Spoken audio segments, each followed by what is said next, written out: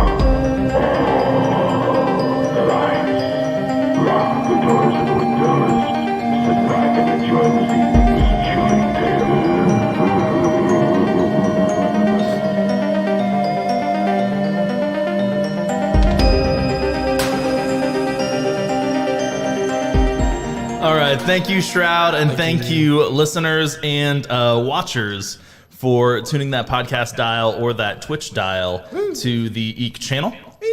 This is episode 10 of the Eek podcast. Double digits! That's right. Let's go. We've made it 10 weeks. Effing yeah, we I have. can't believe it.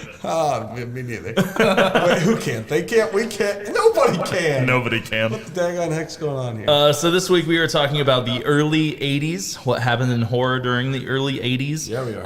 And then we are going to be watching a movie called The Howling. Oh, I am the sound effect.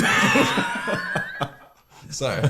Okay. Didn't realize that was my thing today. But after 3, that's me. So rule of thumb. So. All right.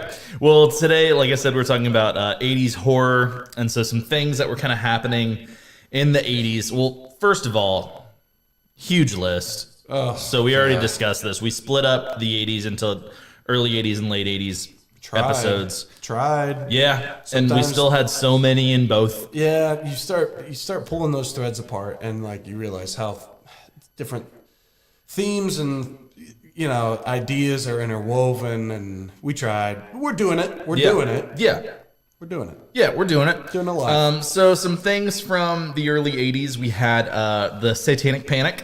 Oh yeah, we did. Era. So that was happening in America. I assume that was kind of carried over into some other Western cultures as well, but yeah, probably not as bad as here. Yeah, I mean, that's a good. Okay.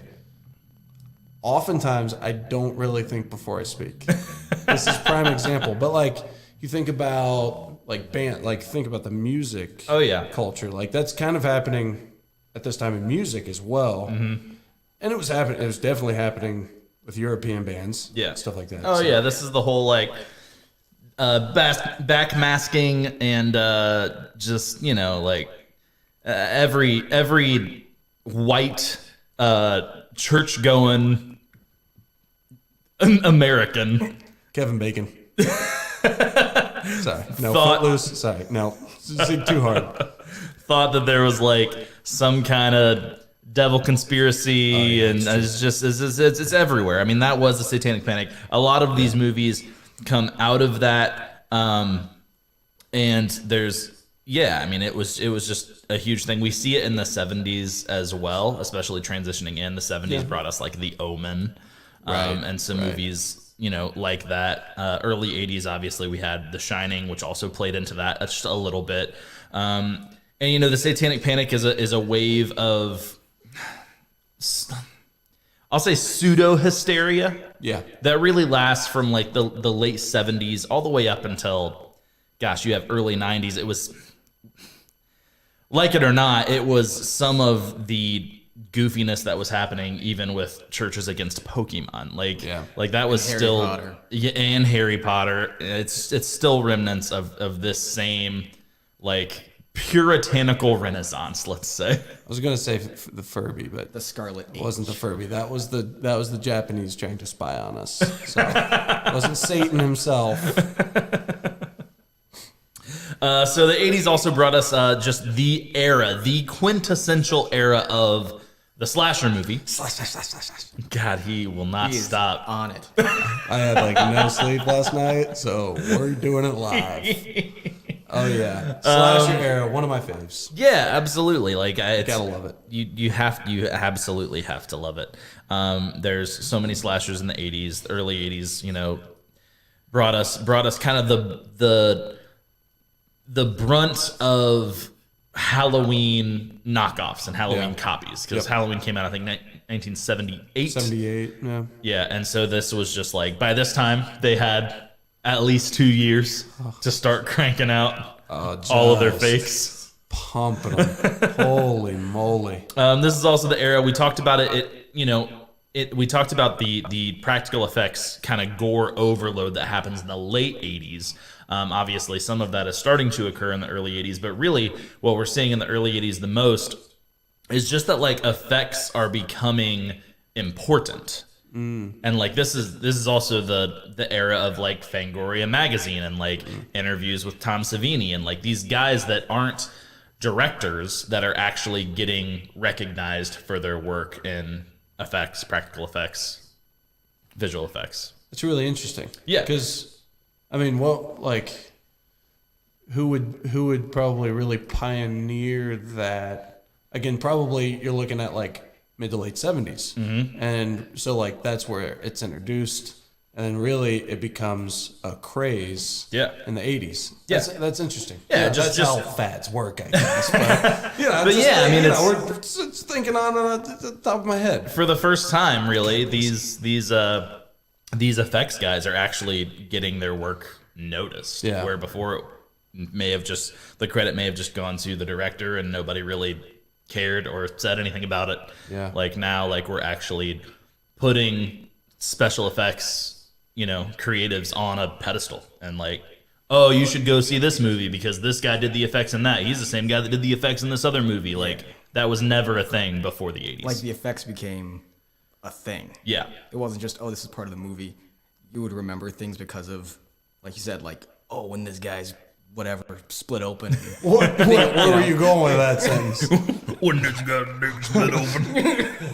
Oh no! like really good special effects kind of could become a character in itself, like of the movie. Yeah, definitely. And then this is also really just. I think this happens in most decades, but it really happened in the 80s. This is a decade of sequelitis, and coming from Halloween in '78, bringing all of the slasher knockoffs in the early 80s, which continued to pump out all of the slasher knockoff sequels throughout the rest of the 80s. Yeah. We were just talking about it. Like after Friday the 13th came out, Friday the 13th was a yearly release for most of the decade. Could you imagine? Like it's the Marvel of its generation. Like just go away. Just go away. We're done. They're all the same. Stop it. They're not all that good. Some people are gonna get at you for that. Come at me. They're not all that good. Don't hate everybody else. Just call out Danny. Just say, Danny, you suck. All right. So let's go down the list here. I have movies from 1980 through 1984. There was no way I could select only one quintessential release or even just like the most important release for each year. So there's just going to be a litany of titles that we're going to throw at our listeners right now. Yep. But whenever we see one, hear one, say one that like, oh, we really should talk about that one, then we will. We're going to hit it. So 1980, maybe one of the biggest years. God, I don't know. They're all huge. So 1980, we had John Carpenter's The Fog. We had Motel Hell. We had The Shining. We had Terror Train. We had the first Friday the 13th. And we had Maniac. Woo! The Fog. I'll take The Fog. Fog's one of my faves. Yeah. I think it's like, I would imagine, like I listened to the Unmasked podcast and they really go down the John Carpenter train. Mm-hmm. I can't remember exactly what they say about this movie. I think they give it some love. But for me, like going back, obviously I was not alive in 80. I wasn't like following John Carpenter's career, which was minuscule at this point. But to go back through his creations and to see where his creativity was birthing from, to go from the original slasher to something like The Fog, that's not just a one-dimensional director. You know what I mean? And so like and then to watch him just continue to throughout his future works, the fact that he was kind of forced back into Halloween 2, where he was just really ticked off and angry. It's kind of I don't want to say disappointing because I really love Halloween 2, which we'll get to here in a minute. But The Fog is just it's beautiful. There's great effects. So good. And another killer soundtrack. Yeah. I mean, there's so much good about that. If you have not seen The Fog, you got to go watch it. Oh yeah. In some ways, for me, the Fog soundtrack specifically,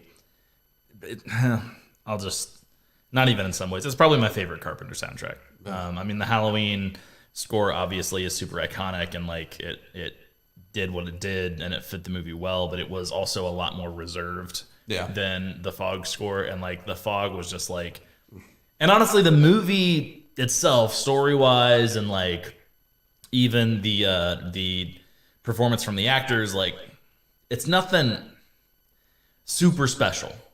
Like it's nothing. It's not like, oh, this is a really very unique idea that no one has ever done before. It's a campfire ghost story. Yeah. But like the fact that it is a campfire ghost story and it still works so freaking well, like I love that movie. And it's a great recommendation if you have people in your life that don't love horror movies. My wife does not like scary movies. Yep. She made me pause the Lord of the Rings movie we were watching this weekend because she got worked up. The Dementors.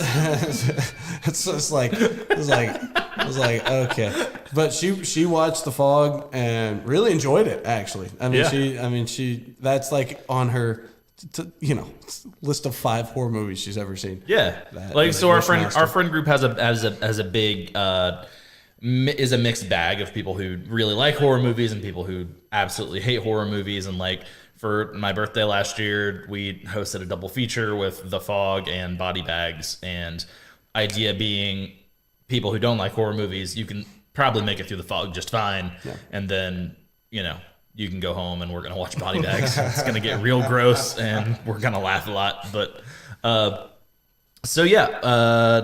The Fog. Motel Hell. I just saw for the first time not that long ago. It was a Scary Movie Monday pick for us. It was good. The Shining, obviously super cerebral. Terror Train. So Terror Train came out the same year as... never mind. Terror Train came out in 80. And then obviously Friday the 13th, we have slasher just knockoffs, which I like some Friday the 13th. The first one's one of the good ones. We'll move on. It's iconic. We gotta mention it. Yeah. It is what it is. 1981, we got American Werewolf in London and The Howling. Interesting. So 2 werewolf movies, one of which we are watching tonight. Let's go. The interesting thing about that, I think, if I read this correctly, the main effects guy for The Howling got called to go take the job to do American Werewolf in London, and so his number 2, about midway through production of The Howling, took over, and then he went to do American Werewolf in London, and then both of them came out the same year, and both of them are super heralded for their special effects. Interesting. Yeah. At this point, should I give it a little... Ow? No? Too late. No. You just did. We also got Halloween 2, The Funhouse, and The Evil Dead. Evil Dead. So we watched Funhouse a long time ago. Yeah. Like maybe 2 years ago. Mm-hmm. And I remember having just such low expectation. Which is the same director as Texas Chainsaw Massacre. Okay. Mm-hmm. Didn't remember that. Tobe Hooper. I distinctly remember it took us a while, and you were probably just like, yeah, we got to do it. And it was one of the picked up the Blu-ray at frickin' Disc Replay, and I was just like, we'll get around to it eventually. And it's one of those kind of hidden gems when you're sifting through the lists that are 1980s horror. Mm-hmm. Every title can just kind of start running together. They can all kind of share almost the exact same title at times.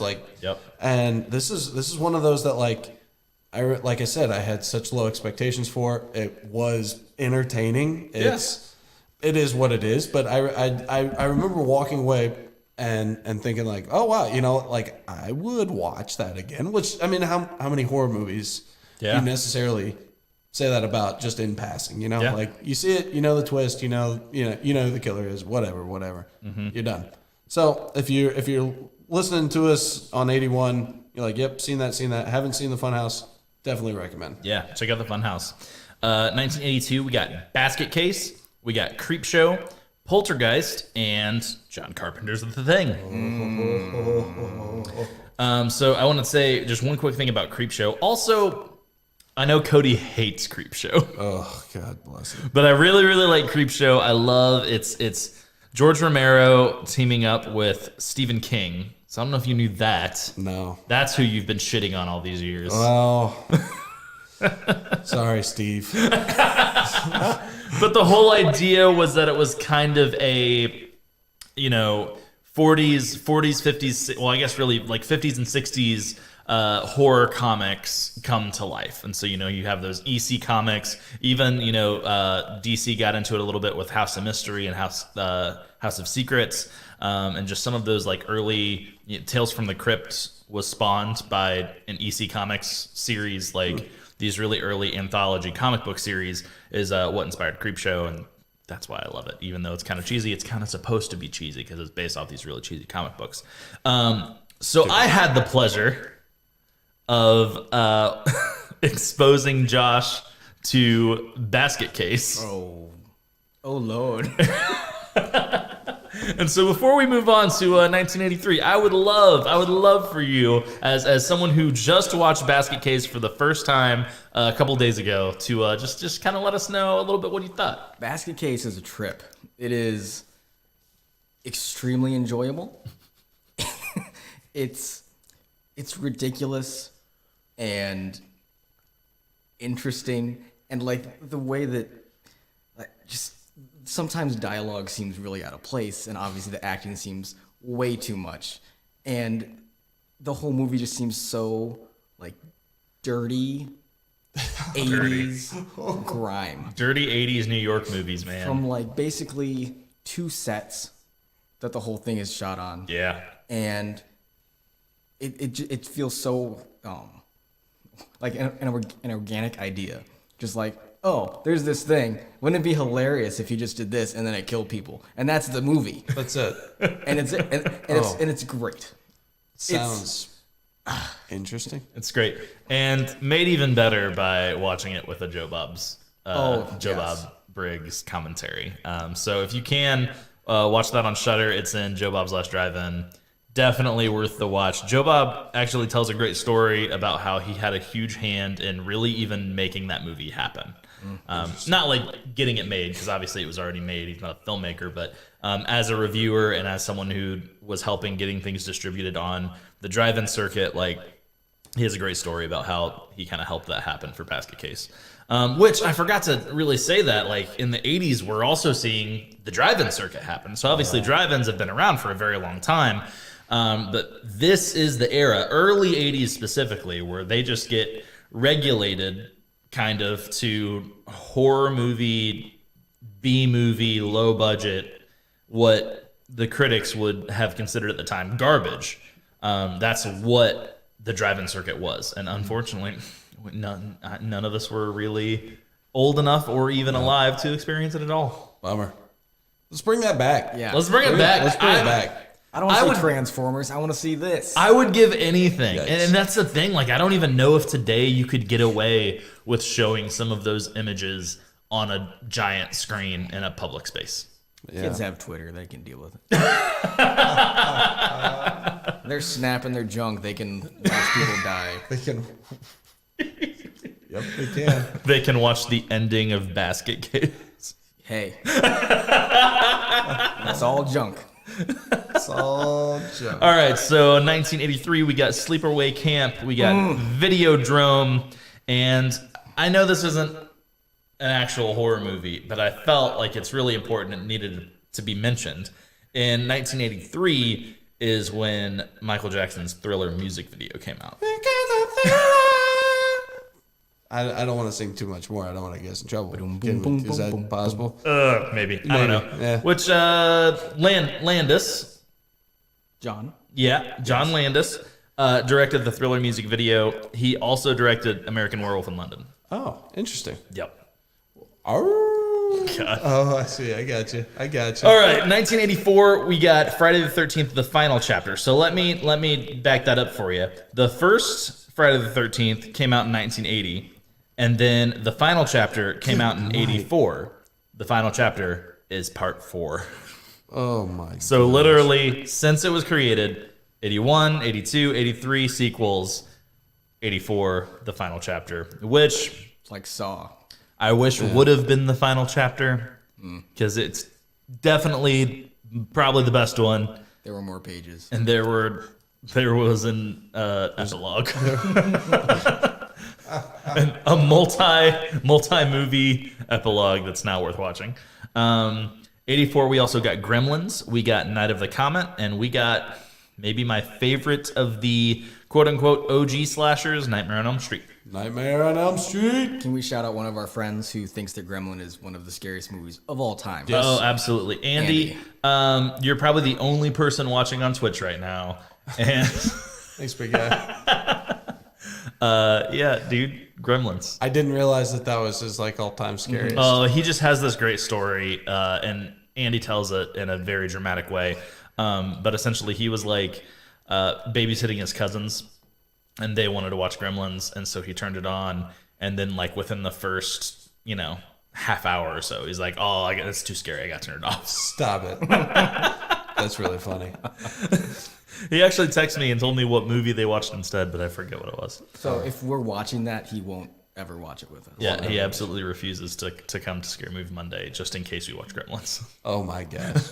So growing up, my own little funny story about Gremlins. My grandma and grandpa had a creepy ass basement. Yeah. And there was like a little figurine from Gremlins down there. And it was like, figurine of Gremlins. My older cousin told me that the basement was haunted. And then my grandpa, to keep all the grandkids away from the sump pump hole, he just told them that it was a bottomless hole, and if you fell in, you couldn't get out. So like the basement's just, to a 5-year-old, that is terrifying. And then come to find out that little figure's from a movie. Like, who knew? That's a little side story with Gremlins. That's great.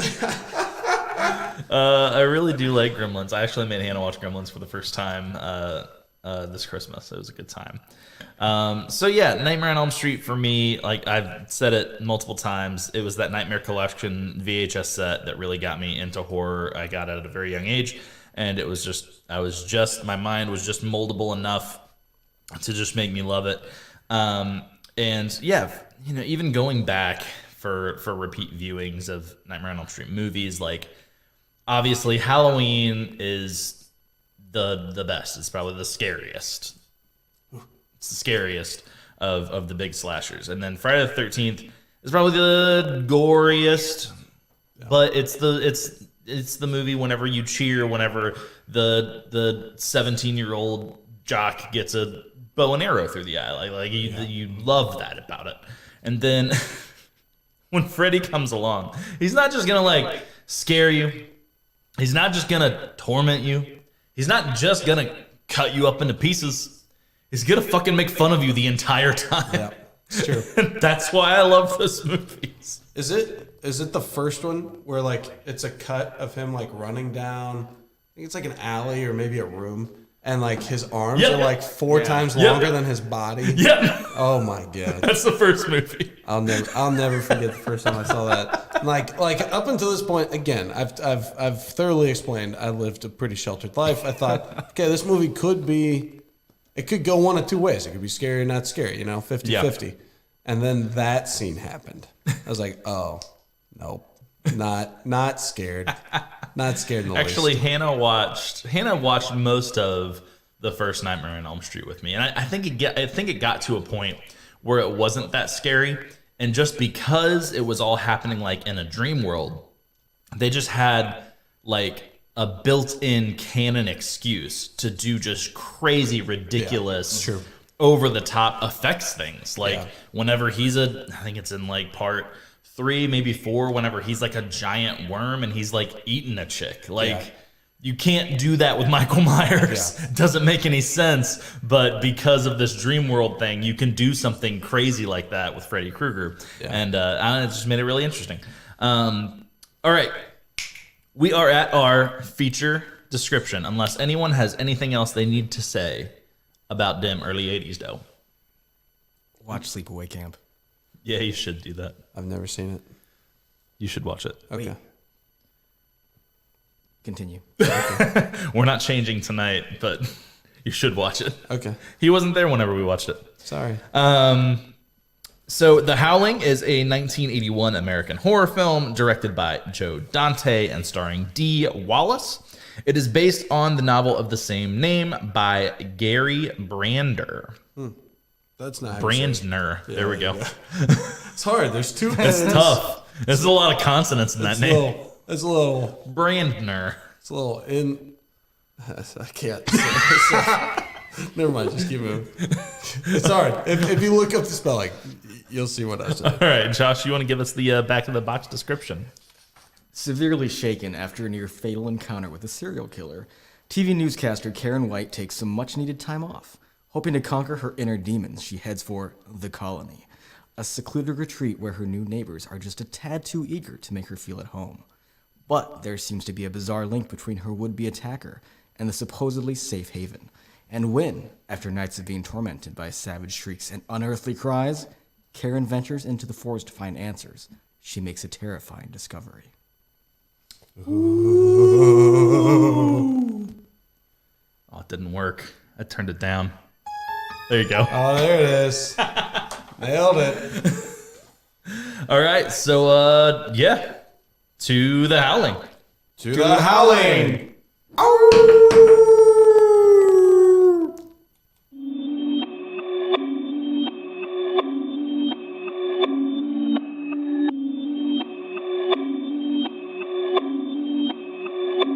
Perfect.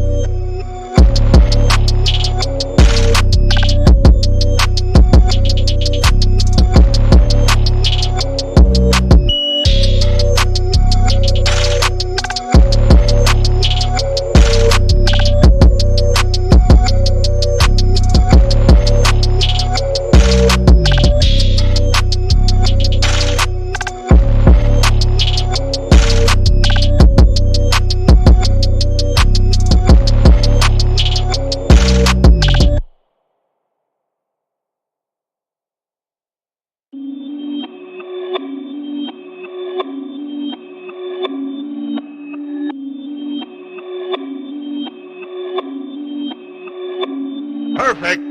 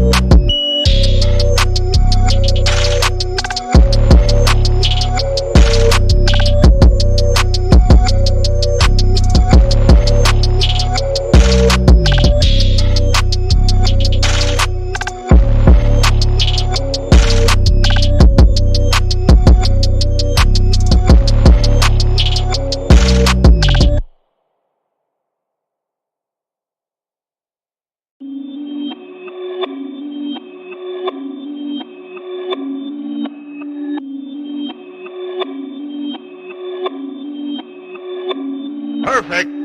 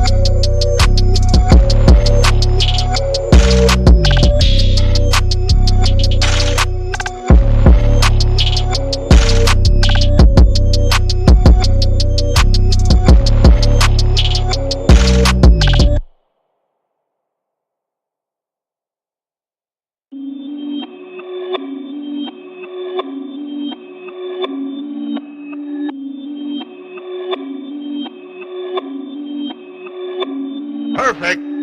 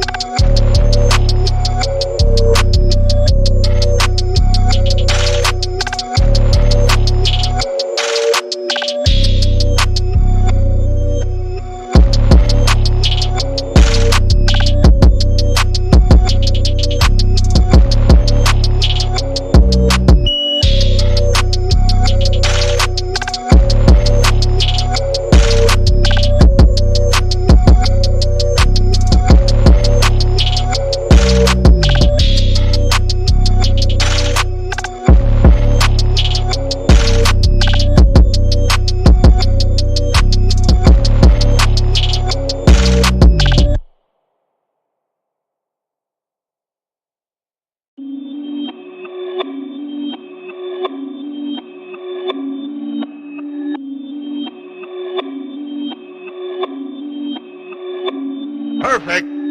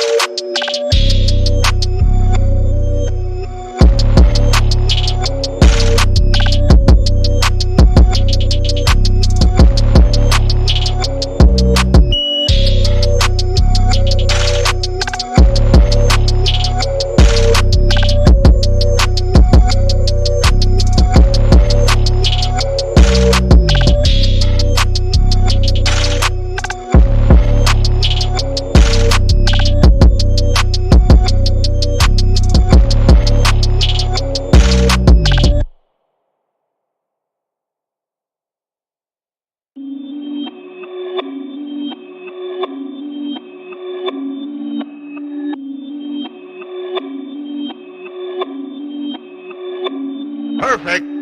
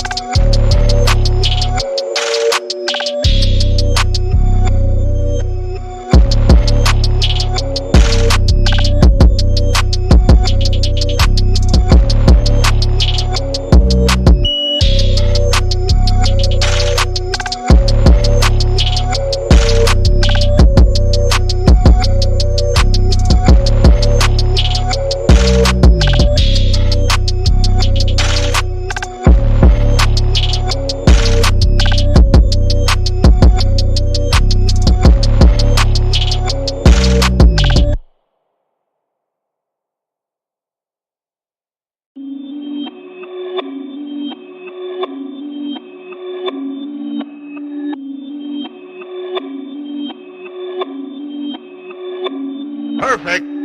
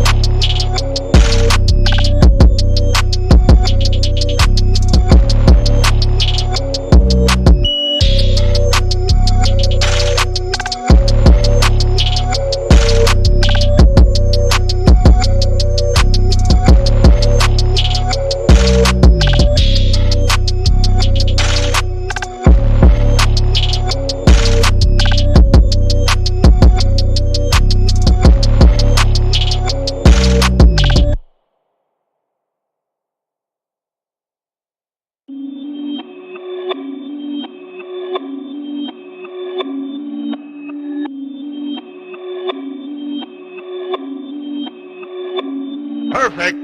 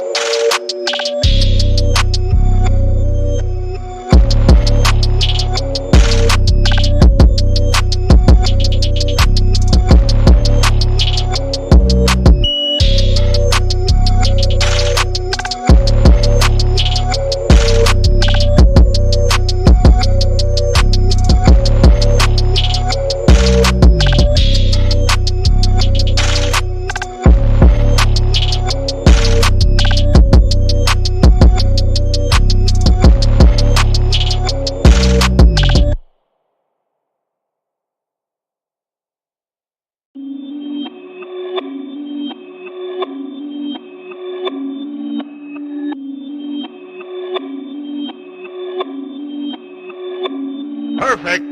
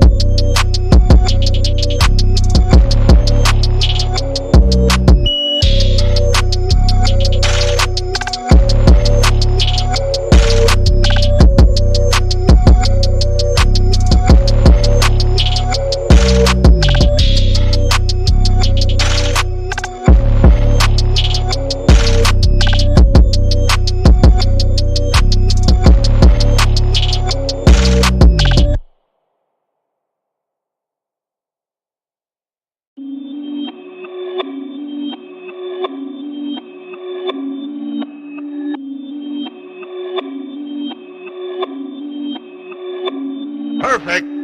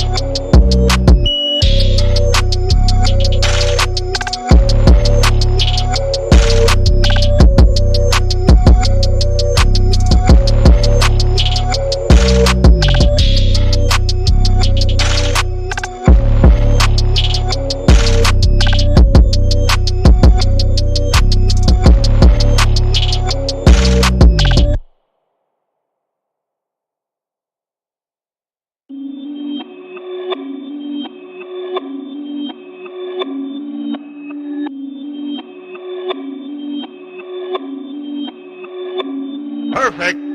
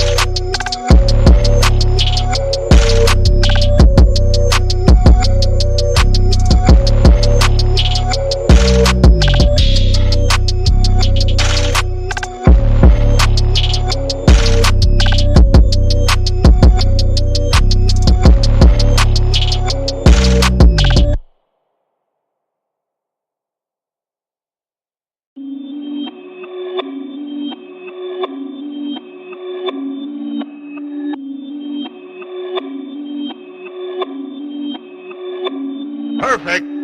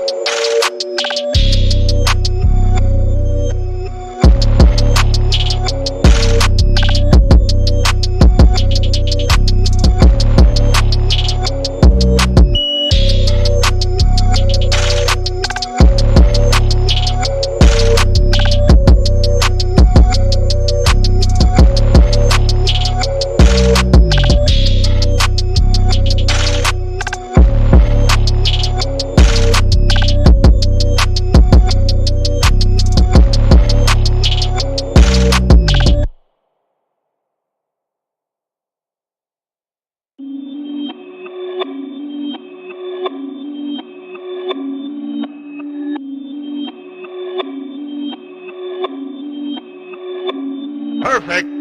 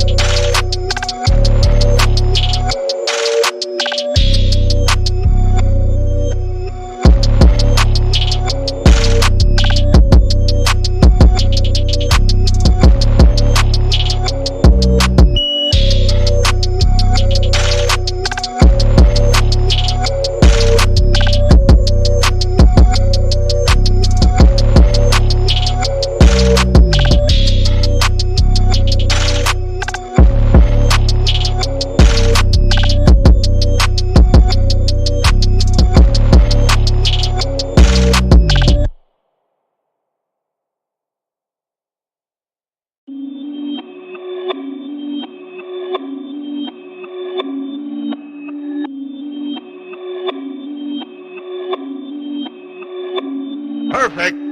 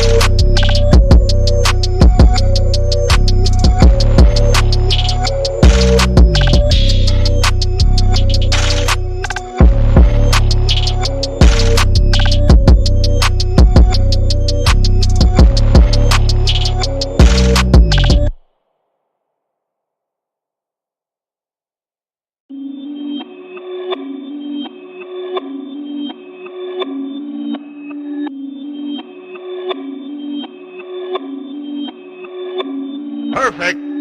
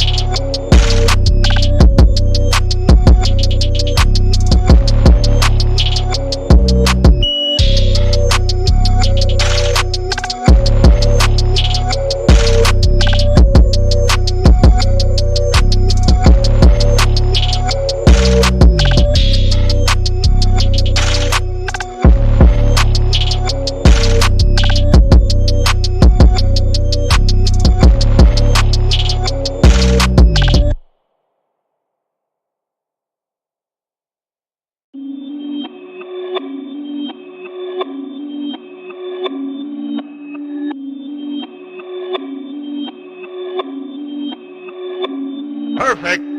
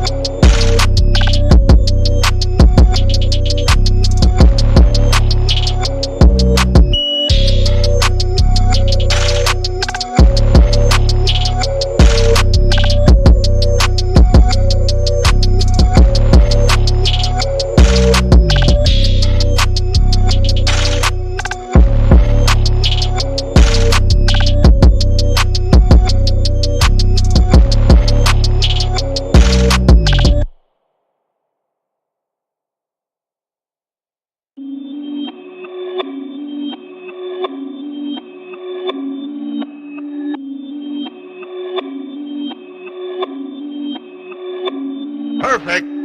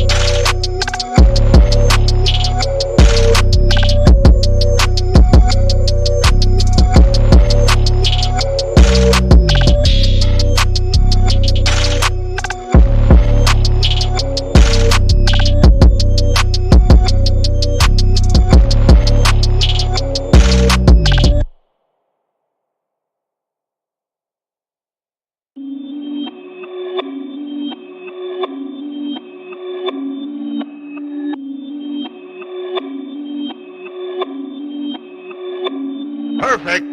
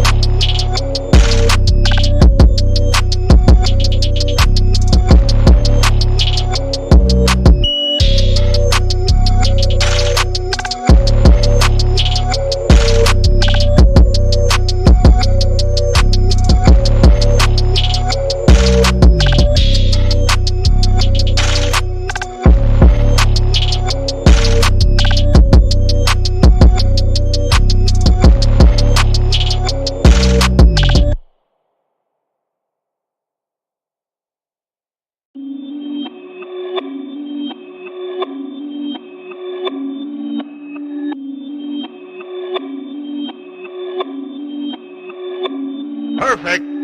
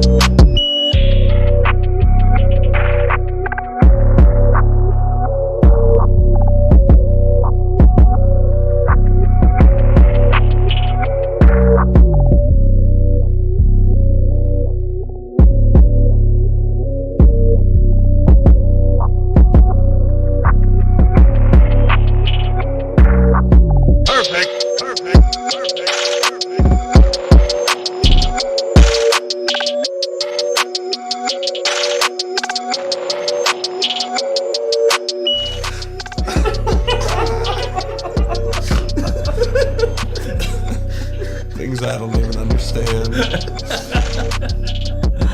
Oh man. All right, guys, we are back from the break. We just got done watching The Howling. So, one thing I realized that we've done maybe a not so great job at in our 9 weeks of exceptional podcast experience is just explaining to the listener a little bit about what we just watched. We talk a lot about what we watched, but we don't actually explain what we watched. Yeah, so one thing that I kind of wanted to start with this week is to give people a little bit of a rundown on what happened in this movie. I like that. Are we gonna go like person by person? Like, hey, give me your 30-second elevator pitch, or do you just kind of want to go like like a big idea to big idea. I think we can go big idea to big idea. Okay, Yeah. I like that. The problem, so I like this idea. So let's look at it as, one of our typical co-hosts Danny couldn't make it tonight. Yeah, Let's say we're, going out for a beer with him tomorrow. yeah, And we're like, oh, we watched this movie. This is kind of what it was about. yeah. And then this happened. Yeah, I mean, it's a classic retelling technique. The problem with this movie is there's not a lot of great benchmark moments. Like it's just, That is it. it's just Exactly. I feel like often I show my hand way too early of whether I'm going to give it a thumbs up or thumbs down. So No, I I'm think really, you just did. I think I'm going to, no. I was just about to say, it's not, it did make the movie feel a little longer than it actually was. Uh-huh. It really wasn't that long of a movie. But I don't know. Okay, we should start and then I won't. Okay, so Yeah, in this thank you. movie, it starts with our heroine, Karen, is her name. Karen. And she's a TV reporter. And did we ever determine No. her relationship with Eddie? They did like very brief, like so briefly that he was like kind of stalking her. Okay. The weird thing was they kind of framed it like it was going to be like a news story. So like the news. I mean, it was like a Dateline. Would you like the expose? Yeah. hidden Okay. Camera thing. It felt like. Yeah, that's kind of how that's how it felt because Okay. like the news station was sending her out. And they then were kind of trying to pin this guy for being a perv. Yeah, but the cops weren't like in on the plan. Like they were just gonna. They were like. We'll drive past. They were gonna pick her up, and they made it very clear they would find her. Like they didn't Yeah. know where she was. They would find her. So, Okay, so Karen is working this case. yes, story. Stories. We're gonna story. Yeah. She's not a police officer. It's not a case. Story. No. And she's she meets up with some dude in a porn shop and Things get weird fast. turns into a werewolf. Well, we don't. I mean, I guess at that point we don't. The movie's called The Howling. We knew he turned into a werewolf. I mean, we may not have directly seen full-on werewolf transformation at that point, but it was very obvious. Yeah, it's true. Okay, so the dude turns into a werewolf. We think gets killed Right. by the police officer who's trying to save her in this moment of crisis, and then she's kind of dealing with the aftermath of this situation and is recommended by a doctor friend to go to The colony. the colony. There's your problem right there. Anybody ever invites you to a place called the colony, the compound, Hey, Or compound. like I'm trying to think of like the anything. the homestead, like there's just the ranch, like Well, hey, there is, to be fair, Jennifer! there is a city in the state of Texas that's actually called the Colony. Yikes. It's a real place, I promise. Google it.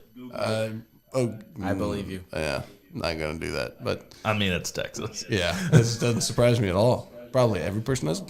I'm not just. I can't get on the radio or podcast, whatever this is, and just start and start painting with a real broad brush stroke over here. So See me in my hot air balloon. okay, so we got to keep moving. Dude, this thing is gonna take. This movie was not that good. It's been a lot of our time. Hey, you're not supposed to give that away just yet. Yeah, but it's kind of good. Showing So, your hand. okay, yeah. Okay, so then they go to this colony place, and then she takes her husband along with her. It's like the idea is that it's sort of like a kind of country retreat center, kind of recentering, not in the middle of the city or in People nature. recovering from traumas. Yeah. Finding themselves. Yeah.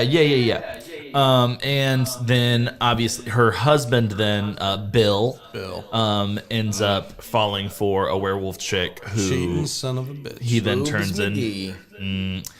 turns into a werewolf, and now basically everyone is a werewolf except Karen. Yeah. So really, I just felt super bad for Karen. Did we? I did. I mean, she was kind of dumb as a box of rocks, but like, you kind of just feel bad for her the whole time because like she's already had this traumatic experience, and then she goes to this place to try to get better, and like just everybody's in on the joke except for Karen. Yeah, I don't know though, because like there's one point when she finds like at least a coworker. They seem chummy though, like maybe best friend, maybe coworker. She Work finds husband. her dead, mutilated body, and like no scream, work wife. no reaction. She just like looks That's at true. it, and she just covers the sheet up like, girl, that's your sign. Get out of there. Like, what is your problem? Yeah. I don't know. She was not smart. I did not feel sorry for her by the end. That's true. So, other work friend, quote unquote work husband, We'll call him Peter. the guy who drives a Mazda. Yeah, his name wasn't Who Peter. the fuck drives a Mazda? And when was this again? 1982, 1980. Who in America had a Mazda in 1981? Who has a Joe Mazda Walsh. now? Oh wait, no, that was a Maserati. There's like a, I feel like there was a hump in the middle between 81 and now. Oh, yeah. Of Mazda popularity. Oh yeah. But it's definitely. I don't know anyone that has a Mazda. I don't know anyone with a Mazda. I don't know if I've ever known anyone that has a Mazda. There was the Miata boom of, Yeah. I think Hey, Midwesterners! Who the fuck drive a Mazda? I remember there's a Scrubs punchline, zoom, zoom, zoom, right? I think Alex had a Mazda, right? Wasn't there a red car that they were? Oh, maybe. Yeah, it was Maybe. a Mazda. Yeah, it was. I guess for me, it's just if it's not a Miata, it's not really a Mazda. Right, you know what I mean? Right. Okay. Anyway. So that dude comes, he's sort of white knight. Yep. Kind of saves Silver Knight, if you will. with silver bullets in his gun, folks. Pew pew. His repeater that only shoots fast whenever the plot determines that it's necessary for it to shoot fast. Yep. Otherwise, shoots super slow. Super. He comes in, saves Karen's butt, gets her out of there, because if you didn't know, the secret to stopping werewolves is closing the barn door. Close it up, burn them down. But they still get attacked by another werewolf in their vehicle, in his Mazda. Not fast enough. Not werewolf proof, folks. Mazda, not werewolf proof. Good to know. Zoom, zoom that. That's not that funny. So I feel like You liked it. I feel like this. Oh, I just lost all my audio. Sorry, I'll just keep talking.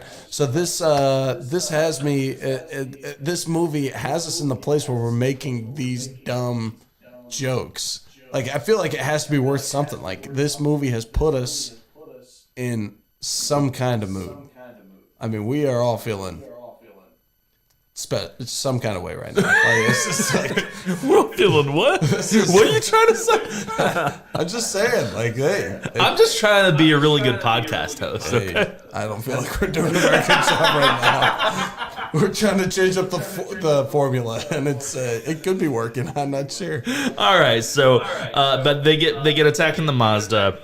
Karen gets bit, and then she says, essentially, we have to let everyone know. We have to break the story. We have to make sure people understand that this is a real thing. So they go back to work. Yeah, they do. Because that's Right back the to- next logical step. Hey, this is the 80s, man. Cocaine and work. Get back to Wall work. Street, baby. And she is basically, the plan is for her to just go totally off script during her news broadcast and say werewolves are real. Oh, yeah. Pretty much. No, not just say it. She Prove it. shows it. She shows the world. Was that part of her plan, though? Do you think she planned that part? Oh, they had the gun with them. Yeah. That's Absolutely. true. That's true. They had the gun. Well, maybe he's just smarter than the average bear. He's like, hey, just in case shit goes down, I'm going to shoot her. How did he sneak that in? It was next to him. It was the 80s, and he's white, so He's got that big old... He's got that big old trench coat, or what? Just that you can carry a gun wherever you want, or okay, yep. Hey, take it as it is. Hey, honestly, I didn't even necessarily pick up where this takes place. I'm assuming somewhere in California. They were at a beach at one point. Oh, But it could have been East Coast, but I assumed West Coast. The cove looked very Pacific Northwest. Yeah. So I assumed, like, this TV station is in California, Tacoma. right? Maybe. maybe. Okay. So then Karen turns into a werewolf on live TV. Yes, she does. And then it kind of just cuts to different people in the city who are watching the broadcast. Like, one is a brother and sister, like 10, 12 years old, and they're like, oh my God, the lady on the news turned into a werewolf.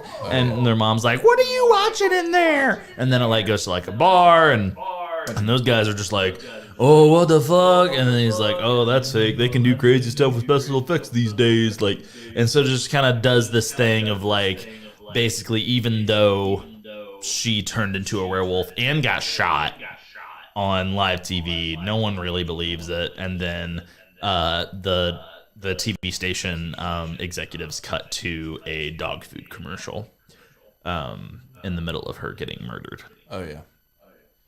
That's the synopsis. It's pretty much the whole movie, right? Yeah.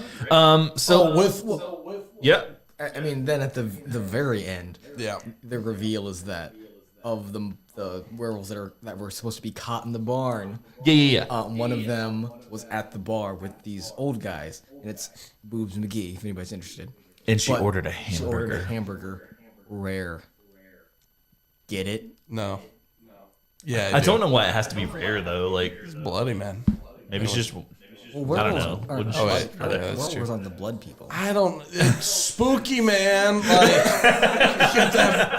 you could get like mean, E. I coli guess. or maybe botulism. I don't know what you get from raw meat, but Yeah. that's scary. All right, I'm gonna run down with our trivia for this movie. Let's go. So first of all, our main werewolf, Robert Picardo, who is Bill, I think. Bill. I believe that was Bill. Maybe it was Eddie. I'm not actually 100% sure. One of the two. Probably Bill, because we saw him as a werewolf more often. That's true. No, actually we didn't. I guess we saw Eddie as a werewolf more often. Maybe Robert Picardo was Eddie. I should have looked that up. Anyway, one of the werewolves has a remark, I guess, in the commentary of the movie. He said, one day after spending 6.5 hours in the makeup chair, I was thinking I trained at Yale, had 2 leading roles on Broadway, my first acting role in California, and my face gets melted in a low-budget horror movie. So it was California. Boom. Well, that doesn't necessarily mean it took place in California. If his face got melted, then it would have been Eddie. Eddie. Yep. Gotcha. And actually, Robert Picardo, I recognized him, like Google Images, like yeah. Didn't really get a great look at him in this movie. He Right. was either had his face melted, was in werewolf makeup, or was in the shadows. Yep. So great job there, Robert. The final transformation had to be done all in close up, which would be Karen's transformation. Is done all in close up. Because the movie had exceeded its budget by then. Obviously, that's a running thing with almost every 80s horror movie. By the end of it, they've ran out of money. And so this actually was shot in the director's office because they had no money to pay for a location. Nice. Because of their work in this movie, Joe Dante and Michael Fennell received the opportunity to make Gremlins for Steven Spielberg.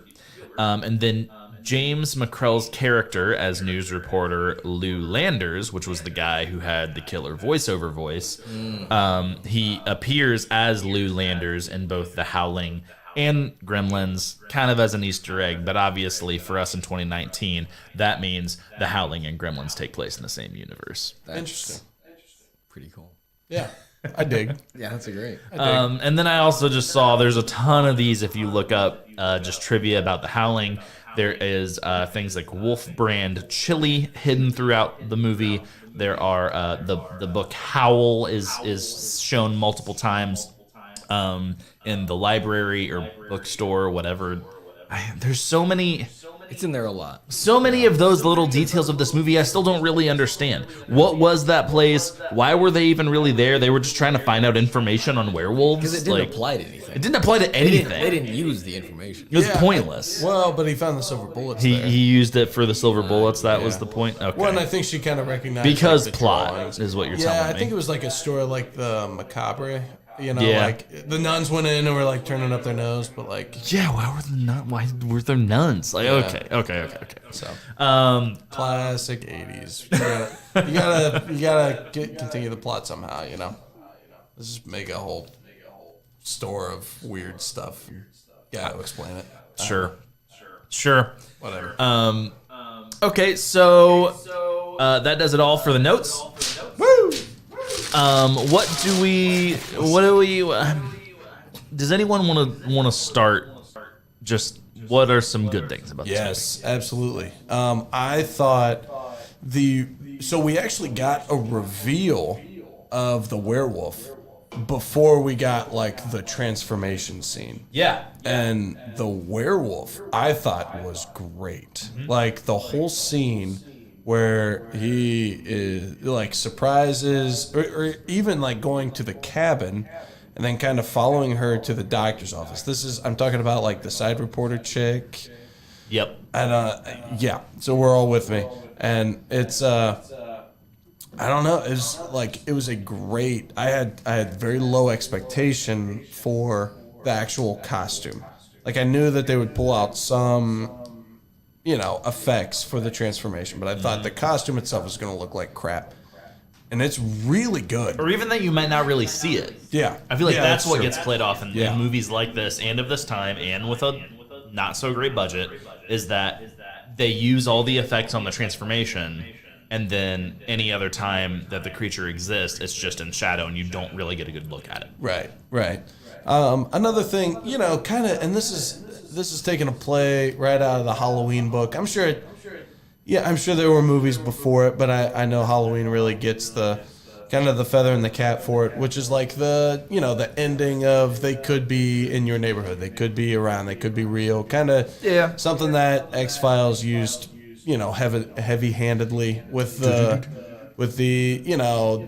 what'd you call her, Boobs McGee's sitting in the bar like, oh yeah, I'm still here, you didn't get rid of me, so there are definitely good And she things. had a very new agey approach to how werewolves can survive in modern America. She did. That's true. And actually, so there is some plot development there.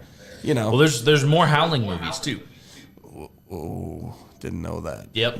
Okay. Yep. Well, so just remember, this recommendation or not would be for this one. I didn't know there were more. But I thought, there were mixed emotions in the room. I feel like I'm just gonna have continually kind of tempered expectations for At least 5. Oh, wow. 6. Oh. At least 6, and then there's also the Howling Reborn in 2011. So I would assume that's probably the 7th. Wow. Okay. Well, this. Okay. Beautiful setup, Boobs McGee. Yeah, Thank you so much yeah. for setting up those sequels for us. Thank you. But there's just some the development of the colony. I thought it took a little longer to get there, knowing that this was like on the back of the box, like, hey, expect you to get to the colony. And it felt like it took a while to get there, but even just the development of the characters and the relationships there, I thought was really good. I didn't expect everyone to be a werewolf. I thought, werewolf. Yeah. So multiple is different. I didn't expect Where's that. Wolf? Where's wolves? No, where's Wolf? Like Cole's Dessac. Oh yeah. There it is. So I just there are definitely pluses to this movie.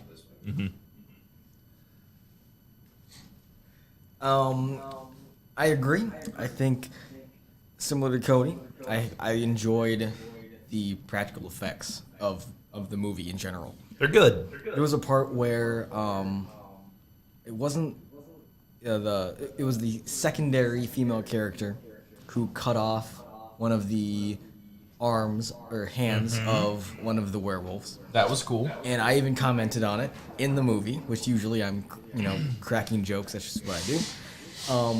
And the transformation from the werewolf hand to the human hand, I thought was done really well. Yeah. It just felt pretty natural, and it looked good considering, how hard it might have been at the time to make things.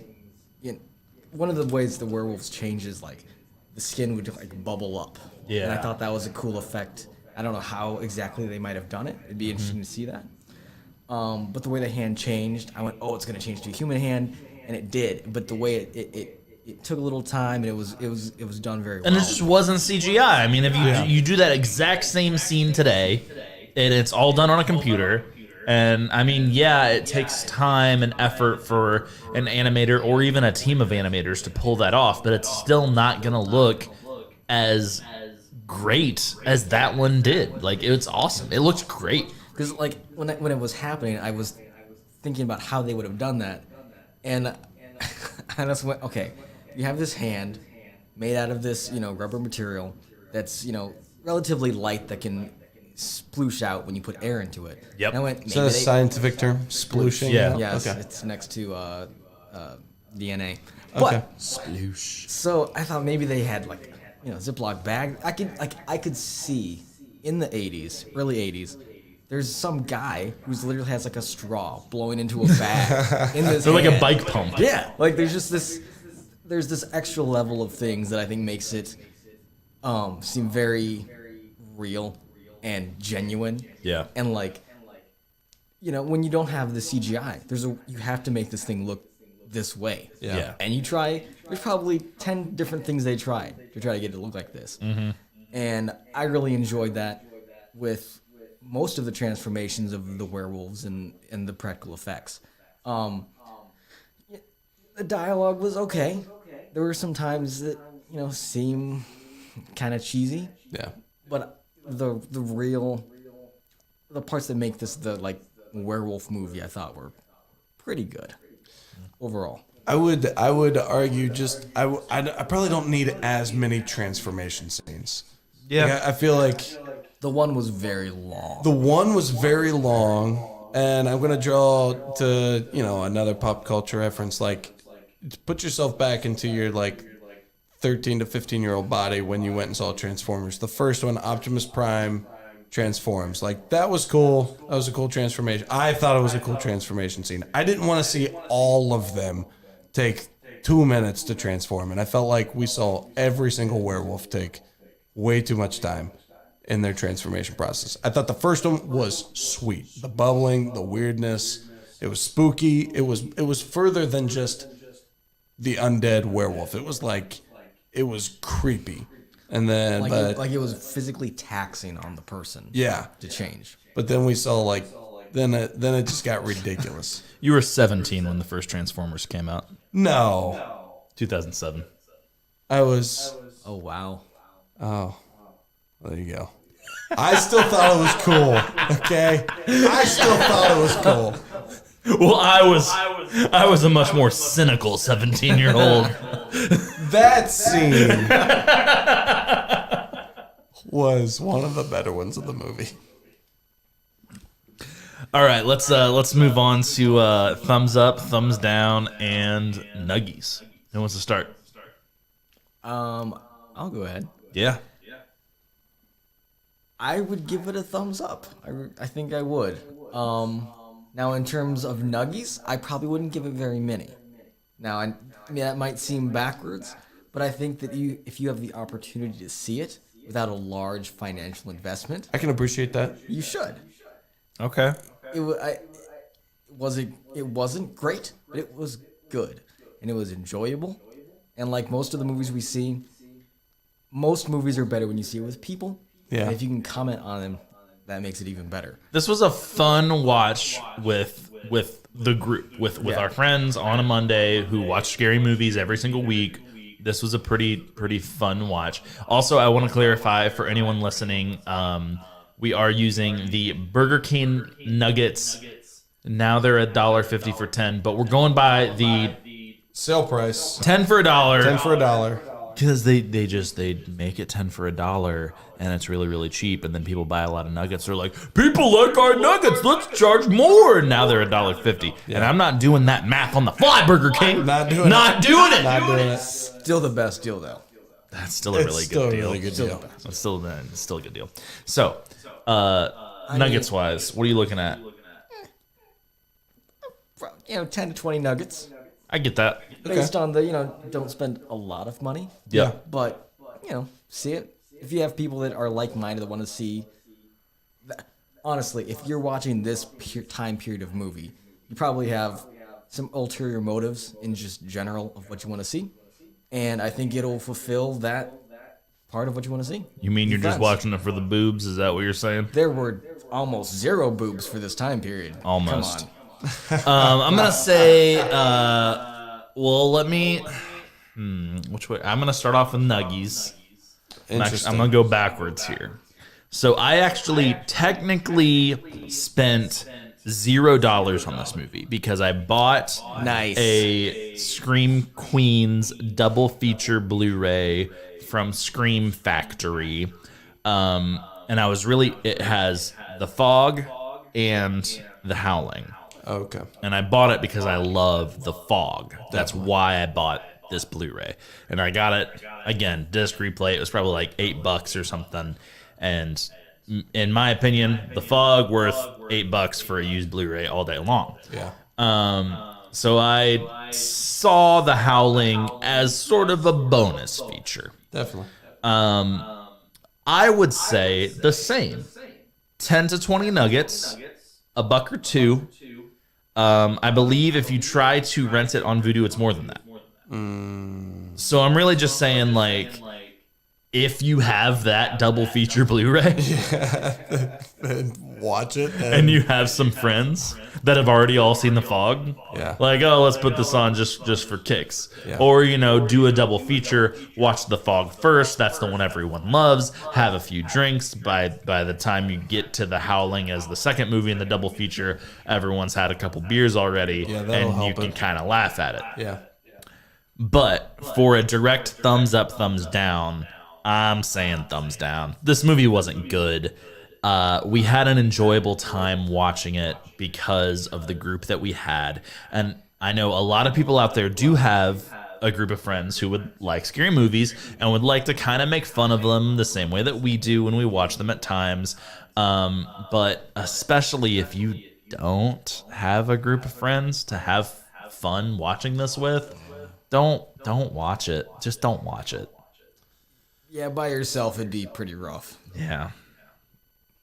There's so many other things better than that you could watch. Honestly, if you're gonna watch a werewolf movie from 1981, watch American Werewolf in London, or push comes to shove, just watch the Thriller music video. I literally, that was going to be my point. Like, if you to stack this up against American Werewolf in London, to me, they don't compare. Yeah, I agree.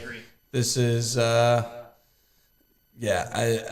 trying to draw even a correlation that makes sense. And they're werewolves. And like I get how the costume design guys or the special effects guys would have gotten the nods that they did, because best part of the movie. Yeah, and better than the acting, better than the scripts. Yep. And in both movies, it's both very good. But I could never recommend this over, that. Agreed. And I would say thumbs down. Yeah. I wouldn't recommend it. Like you said, like it was fun in the setting that we were in. I've certainly watched worse recently in my endeavors on Netflix. So I guess I would say beware. I would say, you know how much my time is. I value my time, which is very little when it comes to horror movies. So I would say I've seen it. You'll have a good time. Beware if you found it for free somewhere. If you have a Shudder account and it's on there, if you have a Netflix account and it ends up on there. Actually, now that sometime. you say that, I think it just got added to Shudder. I think I saw that. So you watch it. It's going to be better than Windmills or Flatliners, or I mean, it's gonna be better than some of those crap fests. Yeah. However, I could not recommend this movie, and I wouldn't even give it. I would give it a 0 nuggies price. Like 0 nuggies. Like- What about condiments? I guess if you can come up with a sweet and sour sauce, not for 25 cents extra, I would say if you can gank a sweet and sour sauce, it's worth that. But I wouldn't. It wasn't that good. To me, in a werewolf setting, in an undead setting, it wasn't that good. And there were definitely good parts about it, but it was not enjoyable. I don't think that the movie itself lent itself to us being able to even replicate it via dialogue in 10 minutes. So that's where I'm at. Take it or leave it. All right. Well, there you have it, guys. There it is. I think that between the three of us here, the Howling gets an official thumbs down. And actually, that ends the streak. I should have counted, but we've been doing pretty well lately. We haven't hated everything that we've been watching. And part of that is because we've been doing this kind of history of horror series, for a few weeks. And so we've been watching some golden nuggets from the decades that maybe we missed. And so that's super cool. But we've ended that streak. Yeah. I didn't think I'd be the positive one.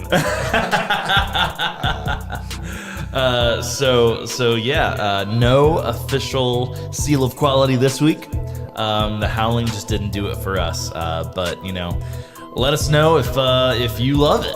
If you're somebody out there that just freaking loves this movie and says, no, this is the best 80s werewolf movie ever, and I'll take it to the bank, let us know. We'd love to hear why you think that. We'd love to hear just your thoughts on it.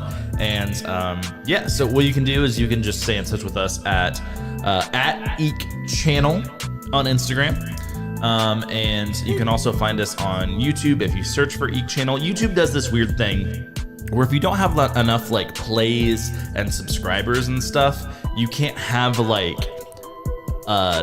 youtube.com/your name until you've reached official status, which official status isn't even that high. It's just that we haven't done crap on YouTube yet. So basically they want to make sure that you're not a spam account before they give you an actual suffix on your domain.